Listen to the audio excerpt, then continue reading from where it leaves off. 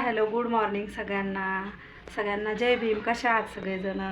तर मी तुम्हाला माहितीच आहे की बहिणीकडे आलेली आहे आणि ना 6 महिन्यापूर्वी बहिणीच्या सोनाला मी वन पीस शिवलेला होता. त्याला खूप दिवस झाले आता आणि ना तो शिवलेस होता. तर शिवलेस ती काय शक्यतो इथं घालत नाही. मग ते वन पीस जो आहे तो तसाच तिने ठेवलेला आहे आणि माझी वाट बघत बसली ती.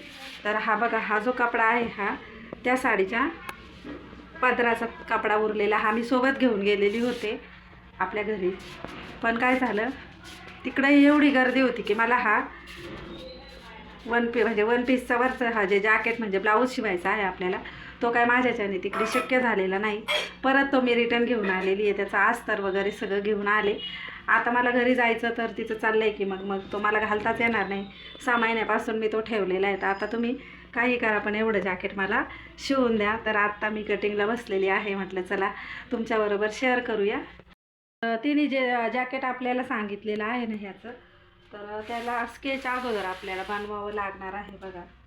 तर मी इथे पेपर पण घेतलेला आहे, अस्तर घेतलेला आहे, प्लस इकडे टेप, खडू, चॉक वगैरे म्हणजे पेन वगैरे सगळं मी घेऊन बसलेली आहे.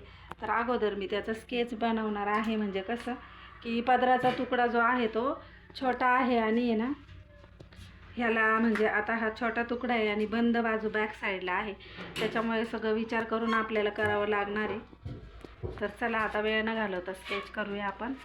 तर आता आपण जो ब्लाऊज स्टिच करणार आहोत किंवा कटिंग करणार आहोत, हा ब्लाऊज जो आहे तो रेग्युलर ब्लाऊजपेक्षा अगदी वेगळा ब्लाऊज आहे. म्हणजेच वन पीस जो असतो ना त्याच्यावरचं जॅकेट कसं बनवायचं आहे हे आपण ह्याच्यात बघणार आहोत.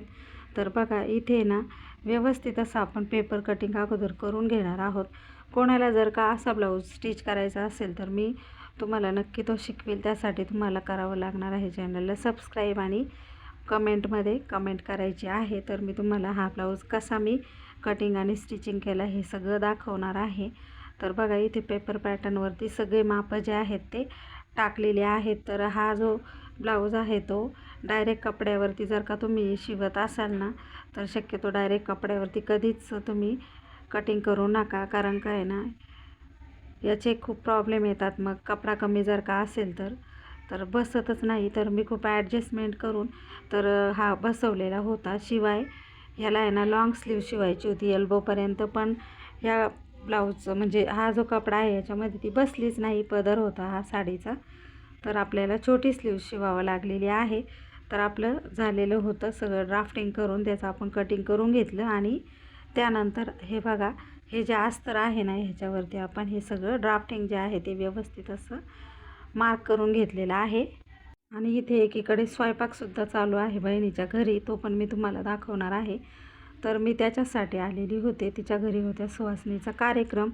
तर एकीकडे मी हा जो ब्लाऊज आहे तो सुद्धा स्टिच केला आणि एकीकडे सुवासिनी पण जेवायला येणार होता. तर बघा अगदी फास्टमध्ये मी हा ब्लाऊज केला. प्लस एक ओळखीच्या ताई आलेल्या तिथे, तर त्यांना सगळेजण पेरूवाली म्हणतात. तर त्यांनीही माझ्याकडे म्हणजे 2 ब्लाऊज अर्जंट मला बोलल्या की तू कधी येणार आहे परत, तर आत्ता मला 2 ब्लाऊज शिवून दे. तर त्यांचेही आपण 2 ब्लाऊज जे आहेत ते शिवलेले होते. तर बघा म्हणजे एका दिवसामध्ये त्यांचे 2 ब्लाऊज आणि हिचा एक ब्लाऊज. तर ह्या ब्लाऊजची शिलाई जी आहे ती 350 रुपये असते. आणि त्या दुसऱ्या मावशी आहेत ना पेरूवाल्या, त्यांचे 2 ब्लाऊज आपण शिवलेले आहेत, त्याची शिलाई जी आहे ती 100 रुपयाप्रमाणे. तर आता तुम्हीच हिशोब करायचा आहे की मी 3 तासामध्ये किती रुपये कमावले. तर इथं बघा या पदरावरती आपण ही बॉडी पार्ट जे आहेत ते व्यवस्थित असे ठेवून कट करून घेतलेले आहे. बाहीला कपडा शिल्लक राहिलेला नव्हता, तर त्याचं काय करावं. मग मी आहे ना जॉईंट करून त्याची बाही तयार केली होती. नाहीतर मी गावातून त्याला ब्रॉकेटचा कपडा आणून लॉंग स्लीव्ज बनवणार होते, पण ती त्याला सूट होते नाही होते. आपल्याला अगदी परफेक्ट असं कपडा भेटतो. आता हा कॉफी कलरचा कपडा होता, त्याच्यात आपल्याला तिथे भेटतो नाही भेटतो ब्रॉकेटचा, मग ते परत अधुरं राहिलं असतं ब्लाऊज. म्हणून मग मी हे जे तुकडे दिसतात आहे ना उरलेले, हे जॉईंट करून याची स्लीव्ज बनवलेली होती. तर बॅक साईड जे आहे ती पूर्ण बंद आहे आणि पुढची साईड बघा. तर हा झालेला आहे पूर्ण ब्लाऊज रेडी.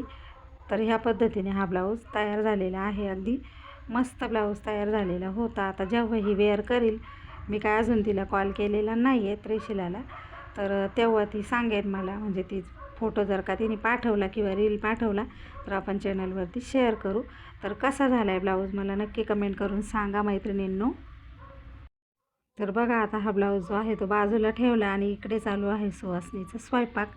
तर इकडे पोळ्या चालू आहेत, माझी बहीण इकडे उंडे वगैरे करून देते. तर बघा खाली बसलेली आहे आणि त्यांचं जे घर आहे ना ते खूप छोटं आहे आणि आपल्याला मोठ्या घराची सवय आहे. तरी पण जिथे प्रेम आपुलकी असलं तिथे मोठं छोटं काही नाही. मला खूप आवडतं. तर आलेले आहेत इकडे सुहासनी जेवायला. हे बघा ह्या सगळ्याजणी जेवायला आलेले आहेत, जेवायला बसल्याच आहेत. तर मला आज निघायची पण घाई आहे. तर एकाच दिवसात मी सगळी कामं केलेली आहेत मैत्रिणींनो. तर तुम्हाला व्हिडिओ कसे वाटतात नक्की कमेंट करा.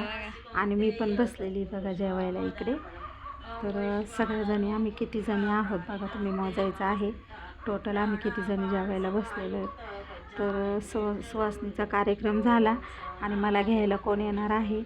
तर मी लगेचच निघालेली होती 10-15 मिनिटांनी जेवण वगैरे झाल्यानंतर. तर पुढे बघायचं आहे मला घ्यायला कोण आलेलं आहे. तर इथे कोणी आपले जयभीमवाले असतील तर ते काहीतरी नुक्स काढतील. पण सगळ्यांनी म्हणजे सर्व धर्म समभाव आपण म्हणतो ना त्या पद्धतीने वागायला पाहिजे. आपण एकत्रित राहतो, सगळे जाती धर्माचे लोक आपण एकत्रित राहतो. त्याच्यामुळे आपण सगळे सणवार जे आहे ते एकमेकाला धरून याने काय होतं की आपुलकी राहते, जेवण एकत्र होतं सगळ्यांचं. आणि ही माझ्या बहिणीची सून आहे तर ही प्रत्येकाचा आशीर्वाद घेत होती. तर बघा आता या सगळ्या कशा वेगवेगळ्या धर्मातून येतात. मग सगळ्यांचं मन आपल्याला धरायला पाहिजे आणि आपण त्यांच्यामध्ये राहतो. आपण काही 2 दिवस पाहुणे म्हणून जातो. त्याच्यासाठी कोणीही कोणाला नावं ठेवायचं नाही आहे. नाहीतर मग आपले लोक कसे लगेचच नावं ठेवायला सुरुवात करतात. तर हे इथे आम्ही ना म्हणजे कुठल्याही कार्यक्रमाला गेलो ना तर मी तर स्वतः सगळे धर्म समान मानते. त्याच्यामुळे आपणही त्यांच्या धर्मात सहभागी व्हायचं आणि त्यांनाही आपल्या धर्मात सहभागी करून घ्यायचं आहे. आता इथे थोडी हसी मजाक झालेली होती ती पण ऐकायची आहे. काम करायचंच आहे तिकडे मग पडलंय आता देऊ का करून नका करू बाई घरात खाऊन जायला लावायचा धुवायला लावायचा द्या पाय पडू द्या.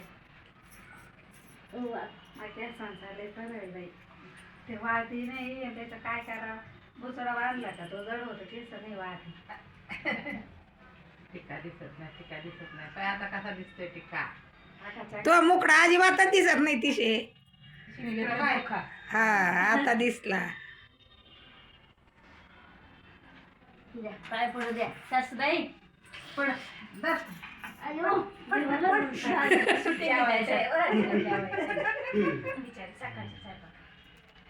उभी ना उभी. आता तिला आणायला जावं लागेल. टाइम आहे टाइम. जमत नाही टाइम आहे अजून ते गाड्या दोनदा आता 8:30 वाजला. त्या कोमल पण ते छोटीचं सूत्र जमत नाही जास्त. असं आहे का छोटी बी तशीच आहे बाय कमी नाही छोटी बी आलंय का नाही आलंय बाई. भरतंय ऊन पडतंय मला लई दाखवायला त्यांनी माझे कपडे बाहेरच येतात. आणि आम्ही पण वरती मी त्याच्यावर कपडे धुवून टाकले होते. झालं करा बरं आता. आणि इकडे आली जेवायला. कोण आहे ती कशाला विनंती करेल. चला मुलाच्या यायचं का या घरी मग बस. तर चला बायका गेलेल्या आहेत जेवण करून आणि मला घ्यायला कोण आलेला आहे तर ते बघायचं आहे. हा आहे माझा भाऊ. तर तो आलेला होता. तो कॉलेजला येत असतो, लेक्चरर आहे तो. HPT कॉलेजला येत असतो रोज अपडाऊन. तर चला म्हटलं मग आता पावसाची झिमझिम चालूच आहे तर मग भाऊ आलेला आहे तर भावाबरोबर जाऊ. आता ही जी तुम्हाला सगळं सामान दिसतं हे सगळं मला एकटीला कॅरी करता आलं नसतं तर मग भावाने मला सोडवलं. तर आम्ही आता निघलेलो आहे. ऑपरेशन झालं एवढ्या. तर त्या दिवशी ही घाबरी झाली होती. मग त्या दवाखान्याच्या नादात काय आम्ही दिलं नाही. हे डोळस बाबा कोण दे ग माझं म्हणले होते चाल तू याय ना. कोण दे ती म्हणशील भाऊ म्हणा ना मला काही काय असं.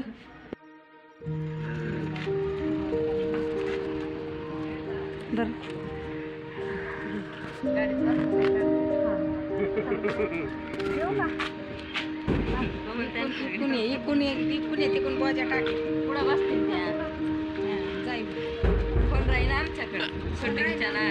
तर चला मी चाललेली आहे आता भावासोबत. तर आजचा व्हिडिओ कसा वाटला नक्की कमेंट करून सांगायचं आहे. भेटणार आहोत पुढच्या अशाच एका छान आणि मस्त व्हिडिओसोबत. तोपर्यंत बाय बाय. काळजी घ्या पावसाची स्वतःची. आणि मी कुठे जाणार आहे ते पण बघायचं आहे नेक्स्ट व्हिडिओमध्ये. बाय.